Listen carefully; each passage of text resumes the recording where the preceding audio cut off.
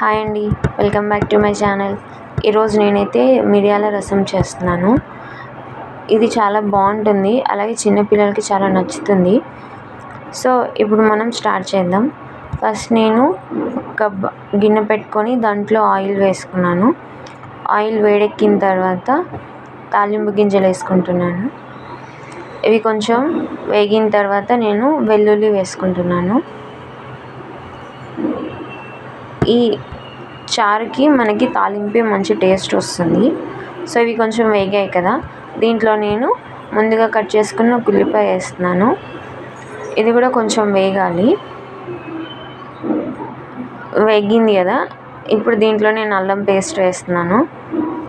దీంతోపాటు ఉల్లిపాయలు అల్లం పేస్ట్ రెండు మగ్గిపోతాయి. ఇప్పుడు మగ్గాయి కదా, దీంట్లో నేను ఎండుమిర్చి వేస్తున్నాను. ఇది ముందే వేస్తే మాడిపోతుందని నేను ఉల్లిపాయలు వేసిన తర్వాత వేసాను. ఇప్పుడు నెక్స్ట్ నేను దీంట్లో కరివేపాకు వేస్తున్నాను. కరివేపాకు కూడా మనం ఒకసారి కలుపుకుందాము. నెక్స్ట్ నేను దీంట్లో ఒక స్పూన్ పసుపు వేస్తున్నాను. ఇంకా అలాగే నేను ఉప్పు వేసుకుంటున్నాను. నెక్స్ట్ నేను మిరియాల పొడి వేసుకుంటున్నాను. మీరు కావాలంటే మిరియాలని కచ్చాపచ్చిగా దంచి కూడా వేయచ్చు. నా దగ్గర పొడింది కాబట్టి నేను డైరెక్ట్ పొడి వేసుకుంటున్నాను. ఇప్పుడు దీన్ని మనం ఒకసారి కలుపుకుందాము మొత్తం. ఇప్పుడు నేను చింతపండుని ముందుగానే నానబెట్టుకున్నాను. ఆ చింతపండుని ఇప్పుడు ఇలా వాటర్లో మొత్తం చింతపండుని నానబెట్టుకున్నాం కదా, దాన్ని ఇలా మెత్తగా చేసుకుంటే ఆ గుజ్జు మొత్తం వాటర్లోకి దిగుతుంది. సో దాన్ని నేను ముందుగా రెడీ చేసుకున్న తాలింపులోకి వేస్తున్నాను. ఇలాగా మీరు కావాలంటే స్టెయినర్ కూడా యూజ్ చేయొచ్చు, నేను డైరెక్ట్ వేసేస్తున్నాను.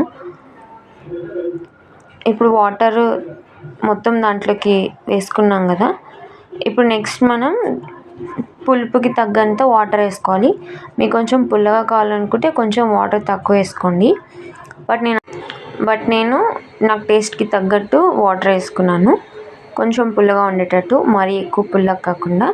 ఇప్పుడు ఇది మొత్తం ఇలా మిక్స్ చేసుకున్నాం కదా, దీన్ని మూత పెట్టి మనం మరిగించుకుందాం ఒక 5 minutes. ఇప్పుడు మూత తీసి చూద్దాము మనం. ఇప్పుడు ఇది మొత్తం మరిగాయి కదా, చారు చూసారా ఎలా తెరులుతున్నాయో.